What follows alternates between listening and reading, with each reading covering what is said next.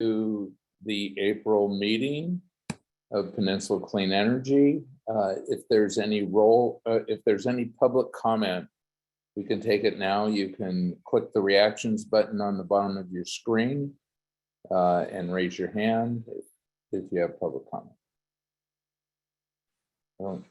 Nellie?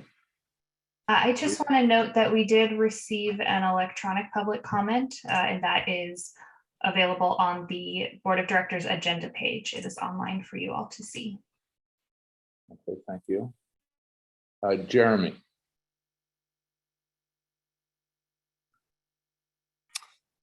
Hello, everybody. Can you hear me?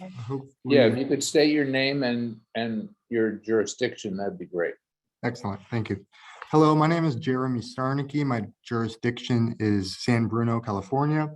And I have a very simple but very large in scope public comment. And I'm just going to introduce myself. My name is Jeremy Sarnicki, and I am a candidate for San Bruno City Council in 2022. The reason why I am running is because I feel like we are all faced with a collective climate emergency, one that I think will take the participation of every single one of us. And how I kind of conceptualize it is, I think we're living in a very ironic time where we all have access to the entire history of humanity's knowledge and wisdom at our fingertips. And yet we are faced with the very real threat of extinction based on our greed, our ignorance, our fear, and from something that was predicted over 40 years ago, something that has accelerated over the last 30 years of inaction. And so what I'm trying to do is I'm trying to get the word out, and I'm trying to build a level of understanding about the threats to our society, how fragile our society is, so that we can attain some collective action. And so by affecting change, the first thing I wanted to do is I wanted to see what the state level politicians are focused on, including Josh Becker. He put out a state Senate bill that's SB 67. It was going to do something which I really applauded. It was going to bring forward our goals to a 100% renewable economy much sooner than they currently are.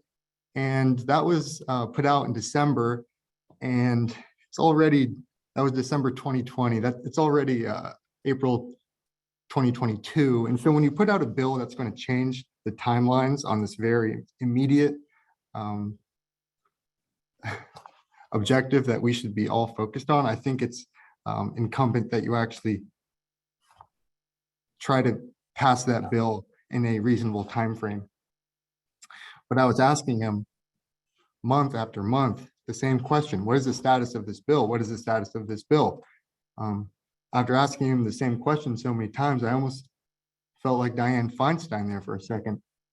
But I'm hoping that we can actually get to some level of understanding where this climate emergency that we're all faced with does move at the requisite pace, and that we have tangible improvements to our energy use and our energy production in the immediate sense. We are living in an emergency, and we cannot ignore this existential crisis at all. Thank you. Okay, thank you, Jeremy. Believe me, everybody on this board cares about these issues, so appreciate your comment. Are there any other public comments? Okay, seeing no further public comment, can I get a motion to set the agenda and approve the consent items? Chair DeGolia, Yes, Colleen. Colleen Mackin. I would like either to remove, I have a question on item number 5 on the consent agenda. Just Okay. a staff clerk. Would you like to remove it from Clarification, I thought. consent, or do you want to state your question and see the answer? I'll state my question. It's very short. On page 2 in the staff report, it says that staff expects another CCA would become the responsible party if the joint CCAs later decide to execute another consulting agreement under the cost sharing agreement for a different service. The language in this sentence is a little ambiguous. So my question is, later decide to execute another, meaning a different agreement or an additional agreement? And also different service, meaning different vendor or literally a different service? It's on page 2, second paragraph. So I can address that if you'd like. Please. Okay, and I know Chelsea is also online here, and she can fill it in if I don't express it exactly. So items 4, 5, and 6 kind of all go together. And actually, Chelsea, are you there? I know I saw your name. Yeah, I'm here. I'm Why don't happy you, to. I think you can probably explain this the best. This is Chelsea's. Yes, so the item that you're probably speaking to is the cost sharing agreement that we're implementing with the other CCAs. And really the structure of that is meant to support any cost sharing of services, not only for this contract, but potentially a contract in the future. But if we did, look for another service, it would potentially come back to the board, like it would have a meaningful purpose. We have just found that there's a lot of benefits to working together with other CCAs and sharing services, because there's obviously a cost reduction with that as well, because there's mutual beneficial aspects of that. So that's the cost sharing arrangement will just essentially allow us in the future to potentially execute another arrangement. But again, it would require all the CCAs to get senior management approval, or depending on their policies, board approval. Can you tell me, is there a reason why the statement's made another CCA would become the responsible party? Yeah, PCE has become the responsible party for these RA services that, as the other agenda item is for with the Energy Authority. And we took that on in 2019 when we first did a cost sharing agreement with other CCAs, and are doing so again for another 3 years. But the idea was that, somebody else could become the responsible party for a different service. Like, it doesn't always have to be PCE, and the other CCAs understand that, because we're essentially signing the contract with the service provider, managing that contract, and then invoicing all the CCAs for the cost. So it's, I think, fair to ask another CCA to take on that obligation in the future. So when you say different service, you're alluding to a future contract, not an auxiliary service to the one that we're planning on Correct. executing now. Correct. Okay, thank you very much. You're welcome. Okay, so I just want to thank Colleen for her comment and encourage other members of the board to be that diligent in looking over the materials that get sent out, because these are really comprehensive materials. I struggle to get through the materials every month, and I'm sure others do too. So I want to thank you, Colleen, for your comment. Does anyone else have a comment on any of the consent items, or does anyone wish to pull any of the consent items? Seeing none, can I get a motion to approve, to set the agenda and approve the consent I item? make a motion to approve, Mr. Chair. Thank you, Rick. Second. And the second's Carlos Romero. Can we have a roll call vote, please?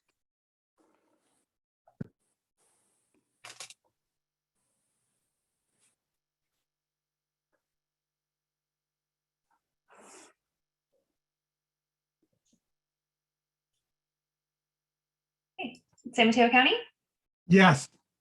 San Mateo County, Atherton, Yes. Belmont. I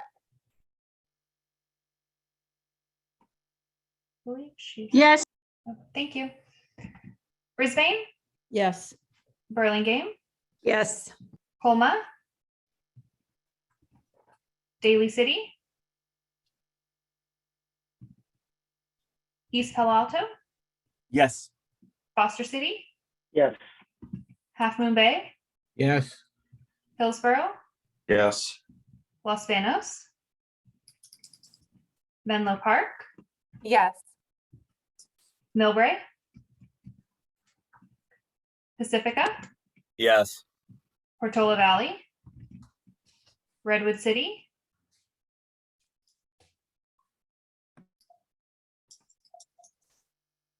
Redwood City. I'll come back. San Bruno, San Carlos, Yes. Yes. San Mateo is a yes, thank you. South San Francisco, Yes. Woodside. And let's circle back to Redwood City. I see her. I think she's Giselle, you're having muted connection. if you're trying to respond. Her camera seems to be jumping around. Okay, Sorry, I've just had Zoom reboot on me twice. Can you hear me now? Yes, we Yes. can. Thank you. Yeah, that was yes. Thank you. Thank you so much. And the motion passes. okay. Also, Nellie, you need to change the name on Menlo Park. Thank you. No problem. Okay, let's see. Larry, you have a comment? Your hand is up. Nope, don't know why. Okay. haven't no touched. problem. No problem.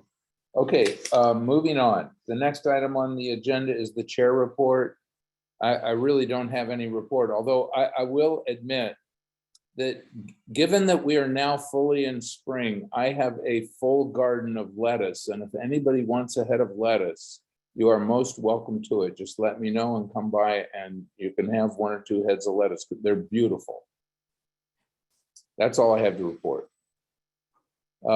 Next item on the agenda is the CEO report.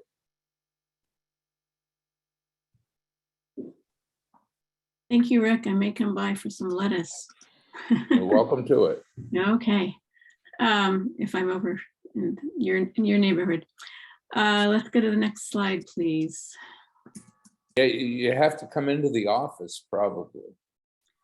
I will eventually. We don't go in very often. So staffing updates. So Sean, our new COO, will begin work on Monday. Woohoo. And I think Sean is here on the line. And Sean, do you want to just say hello? And then you'll see her live when she's really on board in May. Yeah.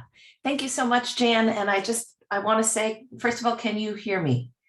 Absolutely. Okay. Super duper. So just good evening, Mr. Chair and members of the board. I just want to say that I am delighted and honored to be joining the leadership team at PCE. It definitely feels like coming full circle in such a great way. And as many of you know, I've worked in the CCA field for a long time, most recently at the national level. And I must say that PCE is one of the best CCAs in the country. And I'm just super excited to work with and learn from Jan, to work with the amazing team and to get started in the new role next week. So thanks for having me. And I look forward to seeing all of you soon. Thanks again. Thanks, Sean. We're looking forward to having you join us too. Thank you. So me especially. So we also have some positions posted on the website, or they're going to be posted by tomorrow. So as you know, we are recruiting for a new CFO. We've got some top candidates that we've started interviewing.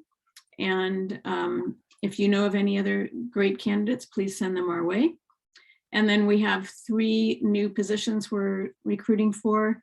An electric vehicle associate programs manager to join the programs team. And then we have 2 positions in our power supply team, a power resources manager and a renewable energy analyst. So those will be on the website by tomorrow for sure, if they're not there right now. And then I also wanted to thank the board members who accompanied us to all of our meet and greets with the 5 public utilities commissioners. We have met with all 5 of them now, and thank you for your participation. We're actually going to meet again with Commissioner Reckstoffen because he wanted to talk to us more about transportation issues. So very glad that he is reaching out to us to have a further conversation. We're also meeting with all of the California Energy Commissioners just as staff. And we've met with 3 of the commissioners so far, and we have a meeting scheduled with the chair next month. And those have been going really well They don't bother asking me about this. also. And if you're not muted, you might want to mute so we don't, okay. There we go. Rick, okay, there you go. Yeah, Rick, we were hearing your other conversations. I wanted to give you an update on CC Power. So this is the next RFP that CC Power is doing a procurement for. So as you know, we are getting some long-term energy storage, part of an 8-hour battery with CC Power. We are also doing a joint procurement for firm clean resources, which essentially means new geothermal or new biomass, of which there is very limited supply. And so in October, CC Power, which stands for California Community Power, issued an RFP asking for up to 200 megawatts of firm clean resources. The offers came in December. 2 geothermal developers were shortlisted in February, and negotiations are ongoing right now. One of the PPAs is close to being finalized, and as we did before, this board here has asked that you, before I vote as a CC Power board member, that we bring it to this board first to get approval from you to vote in the manner that I feel that we should vote. So if we go to the next slide, we'll go over the schedule for this new project, this new geothermal project. So we will provide some background on this project at the May Executive Committee meeting. And then at the May board meeting, we'll give all of you some more background on the project. The expectation is that all of the documents, all of the final documents for that project will not be complete by our May board meeting. So the CC Power board meeting is going to be on June 15th. So we are likely going to need to call a special meeting of this board before June 15th to decide on this one issue, which will mainly be to vote on whether we support PCE voting for CC Power to participate in this project overall, and for Peninsula Clean Energy to participate in this project. So just keep an eye peeled for that. We'll probably need to have that special board meeting very close to June 15th, or as soon as the documents are available and as soon as they're publicly published for CC Power, so that everyone here has access to those same documents. And then at the June board meeting, I will report back to you on the status of the CC Power vote. There is a second developer that we're in negotiations with as well for additional geothermal, and we expect that project and those agreements will be brought to you in the summertime. So we'll keep you apprised on all of that, but just a warning that we will need to call a special board meeting. Okay, next slide. A lot going on in the legislature right now. So I just wanted to give you an update on some of the bills. So AB 1814, which was the bill for allowing CCAs to get access to funds for transportation electrification, was withdrawn at the request of the author. We did send in a letter of support for that bill, as did a number of you all, and we thank you for that, but that bill will not be moving forward this year. AB 1944, which is the bill to allow virtual public meetings to continue and to allow members to not have to disclose their location is set for hearing next week. And we have sent in a letter of support for this bill. SB 1020 was recently amended, and this bill would establish a new state agency regarding clean energy and providing funding for infrastructure upgrades. And we are watching this bill, and we'll send you more information or as it progresses. SB 1112, which is a bill authored by our Senator Josh Becker, passed in the Senate Energy Committee on Tuesday. This is in regard to notification regarding if tariff on-bill financing program is adopted, that it would notify the owners of the property as well as renters of a property that that has been tied to, that billing is tied to that electric meter for that property. SB 1158 is the bill that will support reporting on progress in delivering 24/7 electricity. We've been working very closely with Senator Becker on this bill, and we've been working very closely with Cal CCA to get them to support this bill. So they have changed their position from opposed to neutral, which is awesome. And of course, we have sent in a letter of support for this bill, because that's what one of our key initiatives is 24/7 delivery of 100% renewable electricity. SB 1203 is a bill that will create a legislative intent for all state agencies to be carbon neutral by 2035, and we have sent in a letter of support for this bill. SB 1287 is a bill that was proposed increasing the posted bond amount that CCAs and other LSCs need to file at the PUC from $147,000, which is what it is now, to $500,000. And this bill was not heard in committee and will not move forward this year. And then lastly, SB 1393 passed committee, the Senate committee on April 20th, and it's now in appropriations. Cal CCA submitted an opposed letter for this bill. This bill basically requires local governments to have their electrification and EV charging ordinances reviewed by the CEC to determine if they meet the guidance proposed by the CEC. And the concern is that this will make some local governments less likely to consider electrification ordinances to have to jump through this additional hoop. But we will keep you apprised of what goes on with this bill. Next slide. So just to let you know, I've been out there telling everyone what we're doing. I spoke yesterday at the InfoCast California Clean Energy Procurement Conference in San Francisco. First time I've been in San Francisco for 2 years. And that was a lot of fun, and it was very cold and windy. But it was great to see so many people from the energy industry and to talk about our 24/7 goals. And people, of course, are very excited about that, as well as the other activities that we have going on.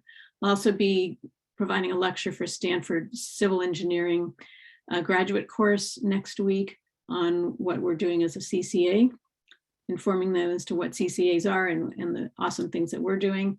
And then I've been invited to present a webinar at the World Resources Institute on May 9th, which will be a virtual webinar focusing again on our 24/7 initiative.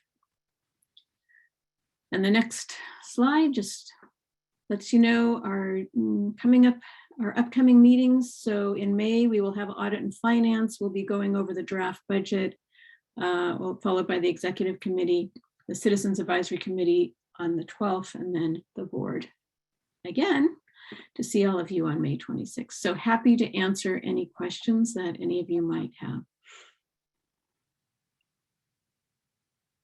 Does anybody have a question for Jan? I guess the obvious question, Jan, is given that all the meetings that are on the slide in front of us are virtual, if there's any consideration at this point for meeting in person, because I'm sure that all of our city councils are in the process of assessing that issue. Well, we had a discussion about that at the executive committee a couple of months ago.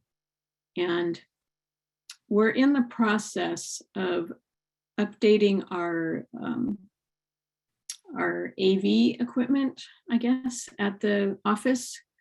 Our office certainly is not set up to have the whole board there again. I don't think any of us would be comfortable being all squished together like we used to. So I don't think we're going to have a board meeting there. We can discuss again, we can bring that up at the executive committee if you all want to consider having in-person, or we would probably propose hybrid. So we're setting it up so it could be a hybrid meeting. So those who would like to come in person could, and those who prefer to Zoom in could do that as well. So would you like us to bring that up again? I think it's worthwhile to explore it. Every city council is dealing with it right now. Okay. Okay, is that the end of your report? That's the end of my report. It looks like there's a public comment. Okay, I'm missing that. And Giselle has her Okay, hand. yeah. Giselle, you have a comment? Yeah, and I can comment on her report. I just want to make sure that's the time for this. Okay. That's appropriate. Yeah, I will just say this, we've recently in Redwood City gone in person. It is not the same. Hybrid meetings are not the same as going back to 2.5 years ago. And the technical challenges are immense. And with a board of this size, I'm sure are exponential. So I would say no rush, let other people figure things out first. I have a weekly meeting with my staff to iron out the kinks from being in person. And I'd be happy to talk with you offline, Jan, and anybody from your team. But it is challenging, and I'm sure other folks will tell you a similar story. There's a lot of technology upgrades and other things that are need to be done to really make this work more smoothly. So let's take our time. Yeah. Okay, I've got a couple public comments. The first is from Mark Roos. Thank you. Jan, when my ears perked up when you said, Mark, we can hardly hear you. Can you hear me now? You're very quiet. Shoot, where's the audio thing? Why don't I work on that? Will you get somebody else while I try to get my audio straightened out? Okay, let me call on Jeremy and then we'll come back to you, Mark. Go ahead, Jeremy. Hey, I just wanted to say that I thought that Jan did a terrific job at the Congressional Candidate Forum, duly hosted by PCE and the Citizen Climate Lobby. Thank you. Okay, Mark, you're up. How's this? Is this better? Slightly. I couldn't find the volume control. So basically, Jan, my ears perked up when you said you're going to have a conversation about transportation, and I'd like to be able to, if you're interested, I'd like to give you background on a bunch of transportation initiatives that involve energy.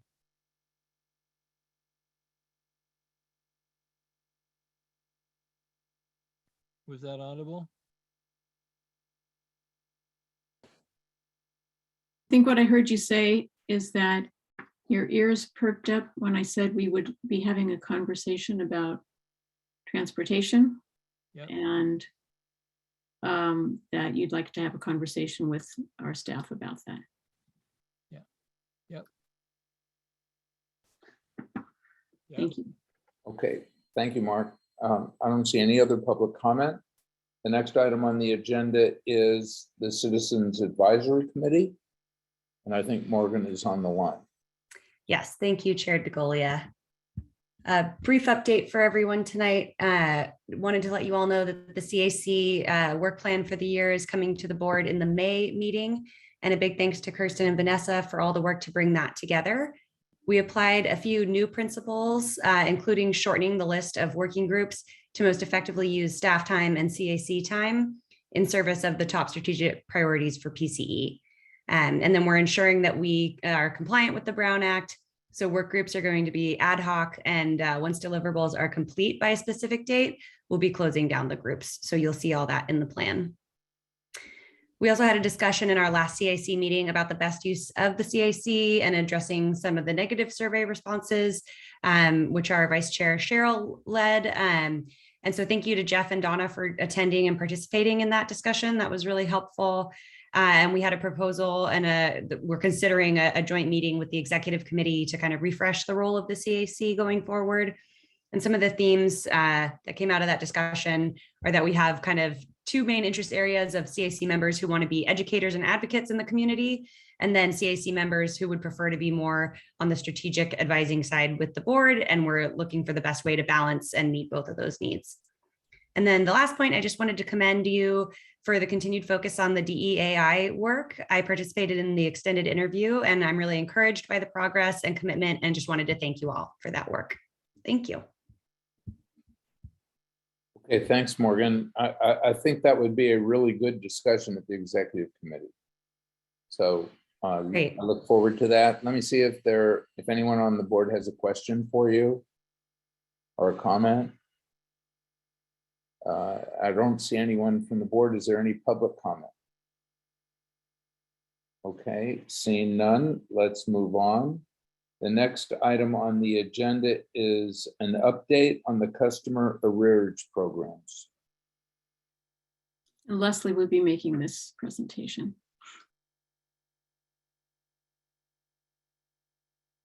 Hi, thank you. Can I get the next slide, please? So I'm going to talk through a couple of different programs that are currently in play right now. The first one is CAP, which is the California Arrearage Payment Program.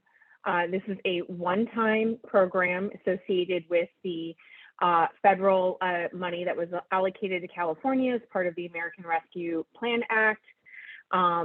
The part of that money was put into a legislative action over the summer and allocated towards customers' utility bills. So arrearages that occurred due to COVID-19 pandemic issues.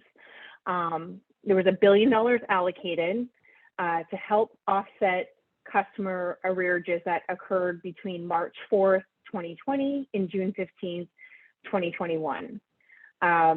Part of this allocation was, determined. It was for all utility providers in California, both electric and gas services, as well as municipal utilities and publicly owned utilities. $696 million of that $1 billion was allocated for IOUs and CCA arrearages. Go to the next slide. So there were a series of priority groups that were established in that legislative action for how to distribute these funds, because even though $1 billion sounds like an immense amount of money, it actually fell quite short from the actual arrearages that were submitted by all of the parties that had qualifying balances to submit on behalf of their customers.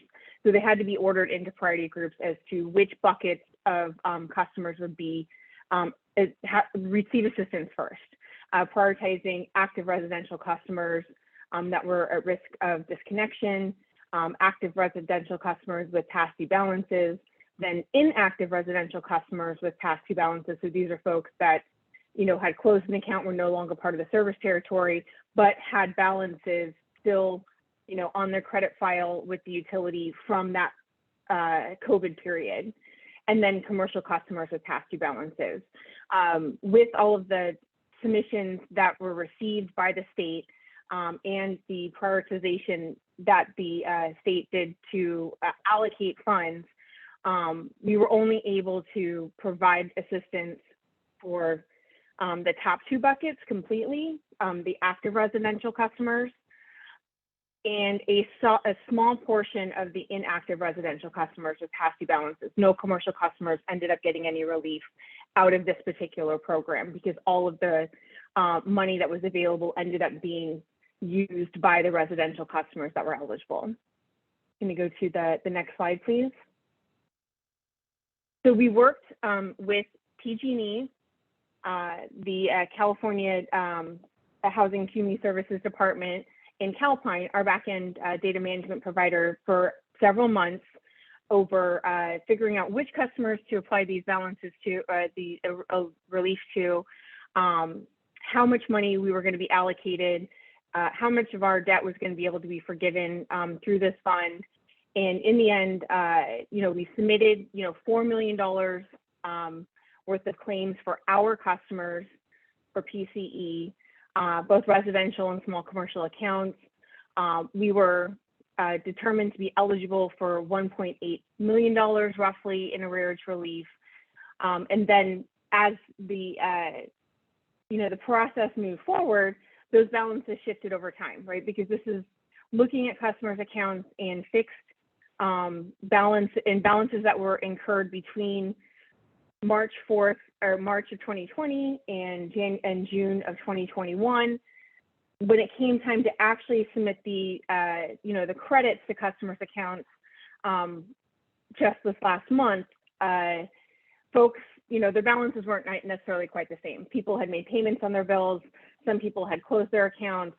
Things had shifted, around over time. So when PG&E moved forward to actually submit the credit balances to customers in March, they were able to only apply about $1.7576 million to active residential accounts, which left us a remaining balance of a little over $60,000 for PCE to be able to apply to customers' accounts for folks that have closed. These are folks that left the service territory. They're no longer PCE customers, but we still actually have some balances on our books from that time period for them. Go to the next slide. And then so the next program here, let me actually go back. Sorry, one slide here. Any questions on CAP before I move on to the next program, AMP? Does anyone have any questions about the CAP funds, how that was dispersed, or what happened with CAP?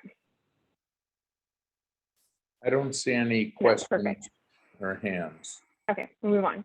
Yeah. So the next slide, AMP. So the Arrears Management Plan, this is a different program. This is a program that's actually been in the works for several years with the Energy Division as a method to help customers long-term who have significant arrearages on their accounts. These are folks that have built up big balances of non-payment in a hole with their utility bills, giving them a pathway forward to have a debt forgiveness of that past due balances, bring them whole, and get them moving forward with a zero balance. This program went live in the middle of COVID times in February 2021. This is a long-term program. This isn't a one-time arrears program. This is a program that is planned to, be available for folks, 20 years down the line. But what this program does is it's available to any customer who has arrearages on their accounts, at least $500 worth of arrearages, and that live in or that are eligible and enrolled in Terra. So if they're eligible and enrolled in a low-income discount program and they've got at least $500 in past due debt on their account, they are eligible for this program. If they enroll in this program and they agree to the terms of the program, which is essentially, we'll take your past due balance, put that in like an escrow account on the back end, you agree to pay your current bill every month for the next 12 months. As you're making your current payments for your current utility charges, we're going to go ahead and forgive 1/12 of your debt on the past due balance up to $8,000 will be forgiven. And so at the end of that 12 months, if you've made 12 successful payments, all of your debt up to $8,000 will be forgiven, and you get to have a fresh start with your utility services. Go to the next slide. So again, who's eligible for this? It's residential customers who enrolled in Carafera. They have these past due balances on their account. They've been a PG&E customer for at least 6 months. They've made at least one-time payments. Balances eligible for forgiveness are both PG&E balances and CCA balances. So we're being reimbursed, you know, our for forgiveness of our debts in this program. We will eventually be reimbursed by the CPUC.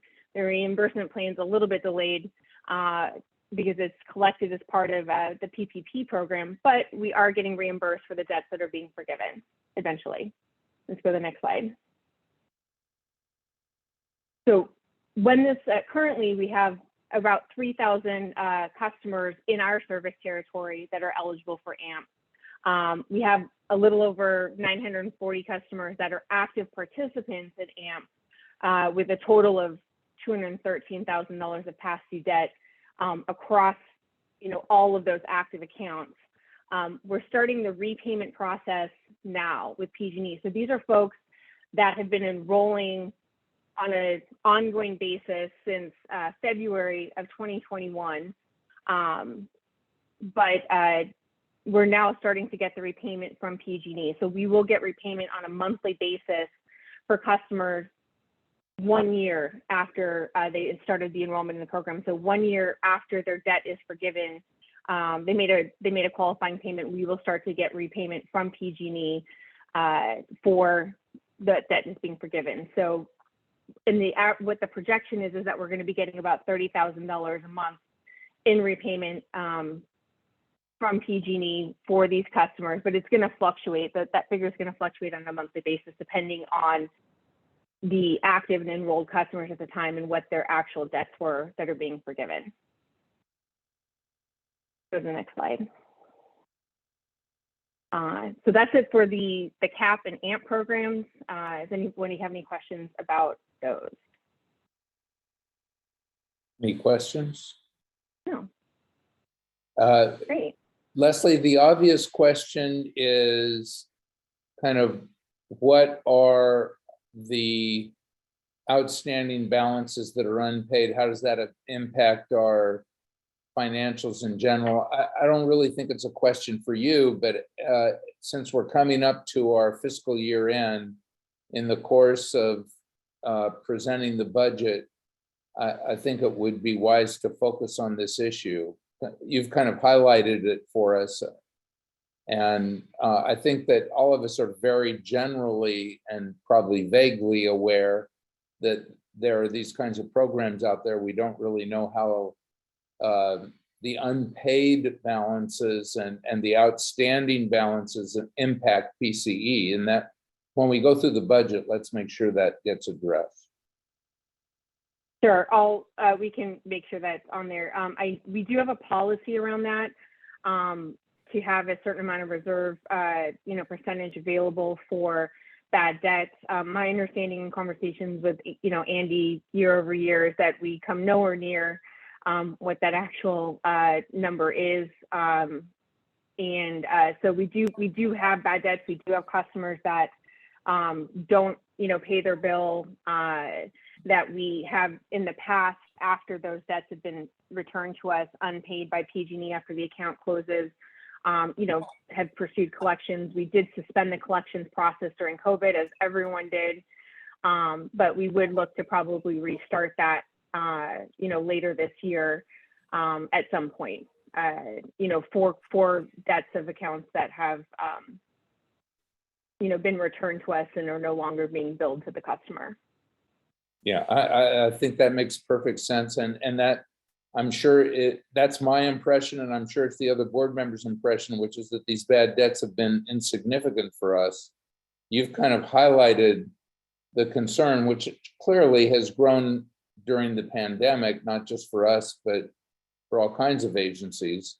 So I just think when we go through the budget, we should see if they still are insignificant or they've become more significant.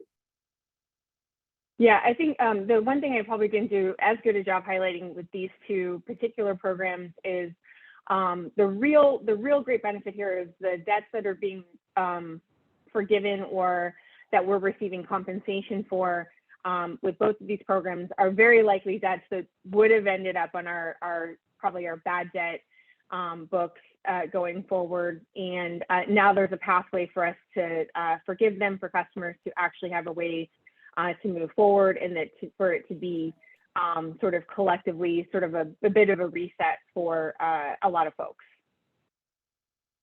Okay, great. Thank you. I don't see any other comments. Is there any public comment on this matter? I don't see any public comment, so let's move forward to the Los Banos enrollment. Yeah, and that's me too. You could tell us can what we go to the the, next- you could tell us what the image is on the right there with all the solar panels. My understanding is that is the Wright Solar Farm Okay. right just outside of Los Banos. Beautiful. Yes, it is quite beautiful. So this is just a little bit of an update on our, you can go to the next slide, that's perfect, Shana. A little bit of an update on where we're at currently on the enrollment statistics for Los Banos. So as everyone knows, we started sending out enrollment notices to Los Banos in February. We started the actual enrollment process at the beginning of April. So this is when customers have their meter read in April with PG&E. That's their last combined, bill with PG&E, and starting in April, they will start to be receiving services from Peninsula Clean Energy. So in May will be the first time that they're going to get a bill from PG&E that will have a Peninsula Clean Energy line item. And so I highlighted, I think I discussed this a little bit earlier, but our opt-outs so far in Los Banos have actually been, I would consider them quite good. We have right now about 200, it looks like 258. I just downloaded this particular statistic earlier today, so this is current as of today, but 258 total opt-outs from Los Banos. We started, that's of about 12,700 or so notices that we sent out over the first 2 months. We're doing a mass enrollment of all customers that are non-NEM, plus a handful of the NEM customers, through April. So, and we still have smaller batches of customers to enroll throughout the year as their NEM trip dates happen with PG&E. But the vast majority of Los Banos customers are being enrolled right now. We go to the next slide. Just a little bit of a close-up on this particular chart here. This is, the method and the reason why customers are opting out. Just like being automatically enrolled is the top choice that folks are providing. This was the top choice by a similar percentage when we did the enrollment here in San Mateo County. This is not a surprise. Most folks that opt out, pre-service starting, with the CCA are giving this choice, across the board. They just don't like the idea that it's happening automatically. Some other reasons that come in, not folks don't always give another reason, but some of the more popular other reasons that tend to happen when they actually write in another comment is they just, want to stay with PG&E. They, don't like the change. They don't want, anything to be different. They're comfortable, with what's happening. Or sometimes it's they've, heard negative things and they just prefer to keep things the same. The rate of cost concerns, decline provider, service billing concerns, they're all trending down. But again, the number one item is the statement given as dislike being automatically enrolled. And then the methodology here, most people are opting out. When they're processing an opt-out, they're taking action either through our website or through the IVR system. They're not often, less opt-outs are happening when people are actually talking to a CSR. Now, how much of this is a function of a CSR being able to walk back and opt out versus how much of this is a function of people today just not wanting to talk to a real person and taking whatever action they can without interacting with other people? I think that might be a little bit 50-50. I know our CSRs are very good. We actually have a really strong team with the Calpine CSR team. A few of them actually were part of the San Mateo County enrollment, 5 years ago. So these are real seasoned reps. They know how to talk to folks, but still sometimes people still want to opt out. Any questions where we're at so far? I don't see any questions. Leslie, can you tell me about what percent of the opt-out that is? Right now, we're trending at a little bit under 2% for customers that have been offered service. I don't expect that we're going to hold at that. That's very good. It's actually honestly better than I thought we were going to be right now. But people have not started to receive a bill that has our charges on it. And that is typically sort of that next wave of folks who opt out, is when they get a statement. Maybe they didn't pay attention to the pre-enrollment notices. Maybe they just didn't think it applied to them. And then they get a statement and there's a new line item on that bill, and they're confused about it. And that tends to trigger the next wave of opt-outs, is when people actually start seeing the line item with Peninsula Clean Energy on the bill. Thank you. Or whatever CCA. It's not unique to us. But it has to be great credit to our team in Los Banos that we've come in at under 2%, which is amazing. Yes. Yeah. Very much so. Thank That's you. great. Definitely want to acknowledge Sandra Benetti in Los Banos for all the really strong work that she's done in the outreach events and getting, very involved in any social media conversations that pop up in some of the local Facebook groups or next door conversations. She's been really fantastic at staying on top of any disinformation that starts circulating out there.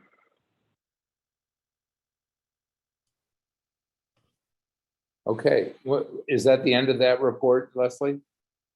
That's it. Okay, Thank so you. I don't see any other questions from the board. Is there any public comment on this? Okay, I don't see any public comment, so we're moving on. The last item on the agenda is board members' reports. And I know Donna has a report.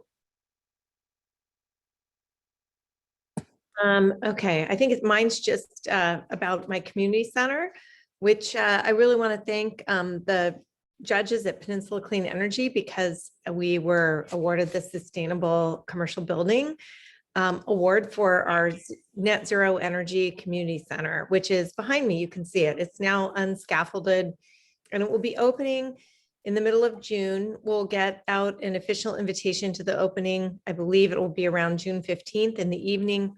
And we would sure welcome all of you to join us. It would be wonderful to see you. And if you can't make that, I think we're hosting the Council of Cities dinner in October. So maybe you'll join us there and get a tour. Any other reports? Well, I can announce that the Atherton Town Center is opening. Well, the town center, the town hall's been open since December, but the library is opening at the end of this month and on June, or at the end of May, and on June 4th, there is a grand opening. Everyone is invited. That's a Saturday at 11 a.m. It's really a beautiful building, and there's no natural gas connected to it. That's the best thing about it. Anybody else? Any other reports? I don't see anybody. Thank you very much, everyone, for coming. We'll see you in May. Thank you. Good night. Thanks a lot. Good night. Thank you. Thank you. Good night. Thank you and good night.